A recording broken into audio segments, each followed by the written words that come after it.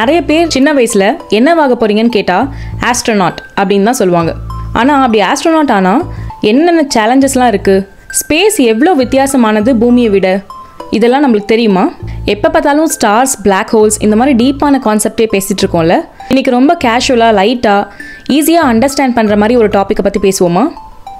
ஸ்பேஸுக்கு போனால் அங்கே என்னெல்லாம் வித்தியாசங்கள் இருக்கும், பூமியில் இருக்கும் போதும் ஸ்பேஸில் இருக்கும் போதும் எந்த மாதிரி விஷயங்கள்லாம் டிஃப்ரெண்ட்டாக ஃபீல் ஆகும், எதெல்லாம் நம்ம வித்தியாசமாக பார்க்க முடியும், இதெல்லாம் அங்கே போகிறதுக்கு முன்னாடி நிறைய பேருக்கு தெரிஞ்சிருக்காதுல்ல. ஸ்பேஸில் இப்படிலாம் கூட நடக்குமா அப்படிங்கிற மாதிரி விஷயங்களை தெரிஞ்சுக்கலாம்.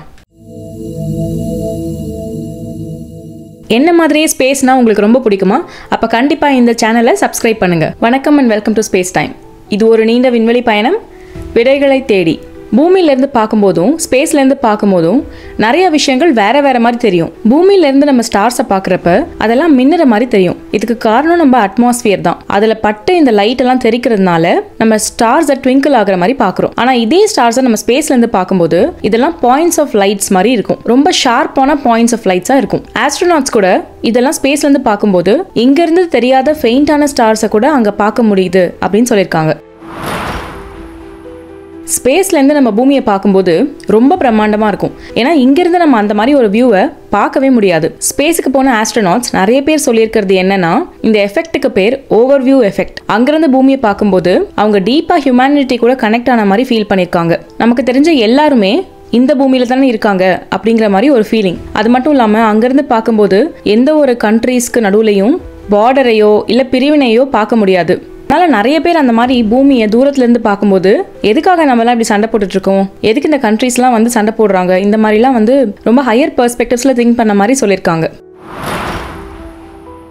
Extreme temperatures. சூரியனை ஃபேஸ் பண்ணிட்டு இருக்கும்போது ஸ்பேஸ்ல இருந்து 120 டிகிரி செல்சியஸ் அளவுக்கு ரொம்ப ஹை டெம்பரேச்சர்ஸ் கூட இருக்க முடியும். ஆனா இதே உடனே சூரியன் மறைஞ்சு ஒரு நிழல் பகுதிக்கு வந்துட்டோம்னா ஷேடோல இருக்கும்போது டெம்பரேச்சர் -100 டிகிரி அளவுக்கு கம்மி ஆயிடும். சடனா இந்த மாதிரி டெம்பரேச்சர் ரைஸ் ஆகிறதும் கம்மி ஆகிறதும் ஸ்பேஸ்ல ரொம்ப காமனான விஷயம் தான். பூமியில இருக்கும்போது சன்லைட்டை வாங்கி பூமி டிரான்ஸ்மிட் பண்ணுது. இதனால தான் கிரவுண்ட் ஓரளவுக்கு சூடாக இருக்கு.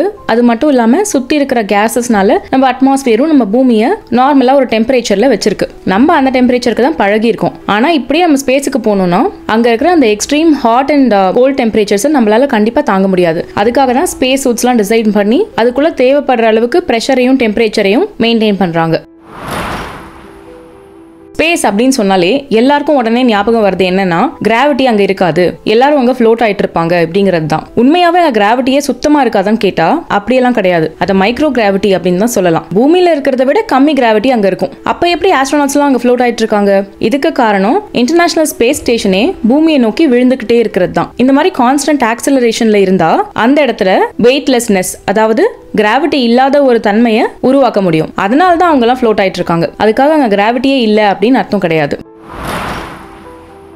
நம்ம ஏற்கனவே இதுக்கு முன்னாடி சில வீடியோவில் பேசியிருக்கோம். ஸ்பேஸ்ல இங்க இருக்கிற அளவுக்கு ஏர் மாலிக்யூல்ஸ் கிடையாது. அது கிட்டத்தட்ட வேக்யூம், வெற்றிடம் தான். அதனால நம்ம பேசினா அந்த சவுண்ட் வேவ்ஸ் டிரான்ஸ்மிட் ஆகிறதுக்கு அங்க ஒரு மீடியம் இல்லை. அதனால சாதாரணமா நம்ம ஸ்பேஸ்ல வெளியில போய் பேசணும்னா எந்த சவுண்ட் வேவ்ஸும் டிராவல் ஆகாது. ரேடியோ கம்யூனிகேஷன் அதனால ரொம்ப முக்கியமா இருக்கு. ஆஸ்ட்ரோநாட்ஸ்லாம் அவங்க ஸ்பேஸ் சூட்ல ரேடியோ டிவைசஸ் மூலமா கம்யூனிகேட் பண்ணிப்பாங்க. ISS குள்ள பூமியில இருக்க அளவுக்கு டெம்பரேச்சரும் பிரஷரும் மெயின்டைன் ஆகிறதுனால அங்க சவுண்ட் வேவ்ஸால நார்மலா டிரான்ஸ்மிட் ஆக முடியும். அதனால தான் ISS குள்ள இருக்கும்போது ஆஸ்ட்ரோநாட்ஸால நேச்சுரலா பேசிக்க முடியுது.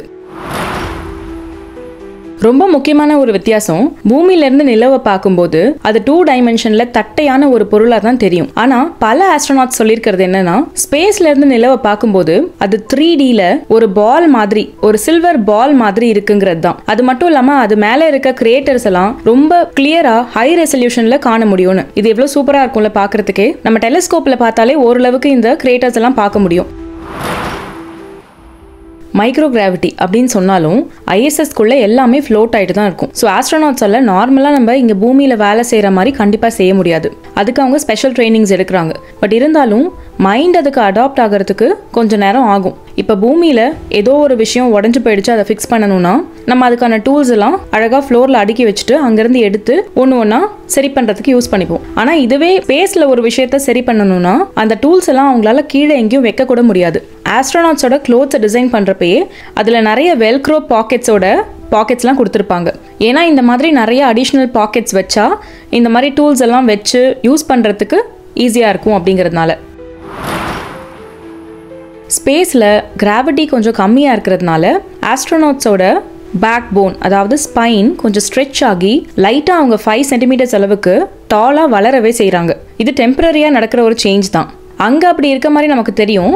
ஆனால் திரும்பவும் அவங்க பூமிக்கு வந்த உடனே நார்மலாக என்ன சைஸில் இருந்தாங்களோ அதே அளவுக்கு மாறிடுவாங்க. இந்த மாதிரி பாடியில் சில டெம்பரரியான சேஞ்சஸ்லாம் நடக்கும். அங்கே கிராவிட்டி இல்லாததுனால மசில்ஸ்லேயும் போன்ஸ்லேயும் இருக்க ஸ்ட்ரென்த்து கண்டிப்பாக குறையும். இதுக்காக தான் அவங்க 2 மணி நேரத்துக்கு மேலே ஒரு நாளைக்கு எக்ஸசைஸ் பண்ணியே ஆகணும். பூமியில் இருக்கும்போது கிராவிட்டி நம்மளை பிடிச்சி இழுக்கிறதுனால நம்ம மசில்ஸ் அண்ட் போன்ஸ் அதுக்கேற்ற மாதிரி கொஞ்சம் டஃபன் ஆகிட்டே தான் இருக்கும். ஆனால் அங்கே அப்படி ஒரு விஷயம் இல்லைன்றதுனால ஈஸியாக அதோட ஸ்ட்ரென்த்தை மசில்ஸும் போன்ஸும் லூஸ் பண்ணிடும்.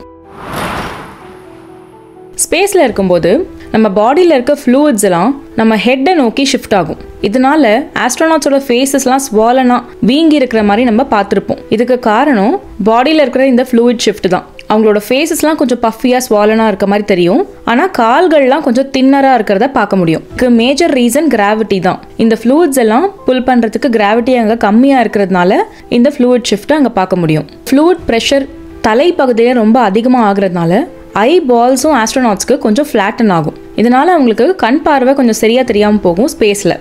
கண்டிப்பாக இதை கரெக்ட் பண்ணுறதுக்காக ஸ்பெஷல் கிளாஸஸும் அவங்க யூஸ் பண்ண வேண்டியதாக இருக்கும். ஸ்பேஸில் இருக்க ஆஸ்ட்ரோநாட்ஸ்க்கு நம்மளுக்கு கிடைக்கிற மாதிரி டெய்லி ஃப்ரெஷ் ஃபுட்டெல்லாம் கிடைக்காது.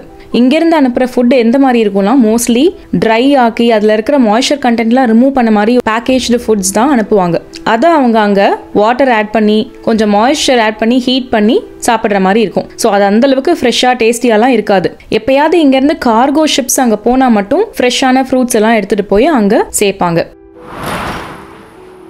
ஸ்பேஸ் ஸ்டேஷனில் ஸ்பெஷலாக பூமியை பார்க்கறதுக்குனே கப்போலா அப்படின்னு ஒரு இடம் இருக்கும். நம்ம பார்த்துருப்போம். எல்லா ஃபேமஸ் ஆஸ்ட்ரோநாட்ஸும் அந்த இடத்துலேருந்து பூமியை ஃபோட்டோ எடுக்கிற மாதிரியோ இல்லை பார்க்குற மாதிரியோ ஒரு பிக்சரை நம்ம பார்த்துருப்போம்.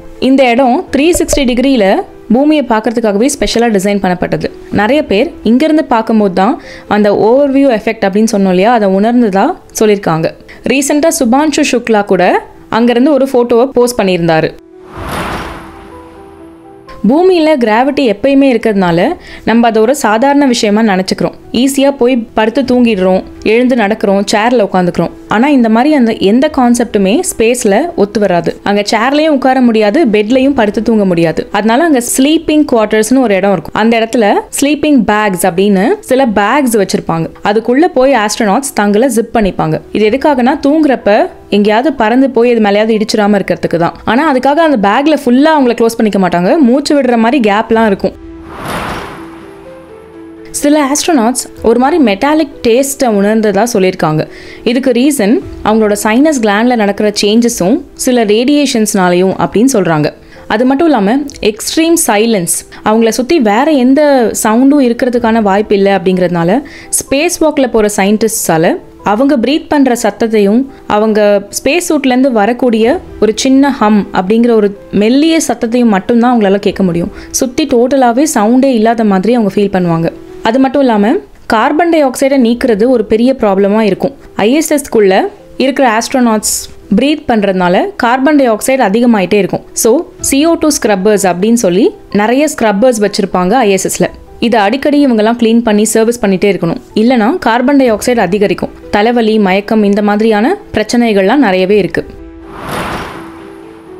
இன்னொரு ரொம்ப முக்கியமான விஷயம் ரேடியேஷன். ஸ்பேஸில் ரேடியேஷனை தடுக்கிறதுக்கு எந்த விதமான ஷீல்டும் கிடையாது. பூமியில் அதை தடுக்கிறதுக்கு அட்மாஸ்பியர் இருக்குது, நமக்கே தெரியும். பூமியை சுற்றி மேக்னெட்டிக் ஃபீல்டும் இருக்குது. ஆனால் இவங்க ஐஎஸ்எஸ்ல ஆஸ்ட்ரோநாட்ஸ் இருக்கும்போது அவங்கள சுற்றி எந்த விதமான பெரிய ஷீல்டும் இல்லாததுனால ரேடியேஷன் டைரக்டாக அவங்களோட டிஎன்ஏவை அஃபெக்ட் பண்ண முடியும். இதனால அந்த மாதிரி ஸ்பேஸுக்கு போயிட்டு வர ஆஸ்ட்ரோநாட்ஸ்க்கு கேன்சர் வரதுக்கான வாய்ப்புகள் ரொம்பவே அதிகம் இங்கே பூமியில் இருக்கிறவங்கள விட. அவங்க கண்ணை மூடி இருந்தால் கூட அடிக்கடி அவங்க ஃப்ளாஷஸ் ஆஃப் லைட்டை பார்க்க முடியும். இதுக்கு ரீசன் சுற்றி இருக்கிற காஸ்மிக் ரேடியேஷன்லாம் அவங்க ரெட்டினா மேலே வந்து படுறதுனால தான். உண்மையாகவே ஒரு லைட்டை பார்க்கலனா கூட ஒரு ஸ்ட்ரீக் ஆஃப் லைட், ஒரு ஃப்ளாஷ் அப்படியே பார்த்த மாதிரி அவங்களுக்கு ஃபீல் ஆகுமா. ஸ்காட் கெல்லி அப்படிங்கிற ஆஸ்ட்ரோநாட் அவரோட புக்கில் கூட இதை பற்றி நல்ல டிஸ்கிரிப்டிவாக எழுதியிருந்தார். உங்களுக்கு இந்த மாதிரி ஸ்பேஸ் சம்பந்தமான சில புக்ஸை பற்றி அதில் இருக்கிற டீட்டெயில்ஸை பற்றி தெரிஞ்சுக்கணுன்னா கமெண்ட்டில் கண்டிப்பாக சொல்லுங்கள். நம்ம அந்த மாதிரி புக்ஸில் இருக்கிற இம்பார்ட்டன்ட் டீட்டெயில்ஸை பற்றி வீடியோஸில் பேசலாம்.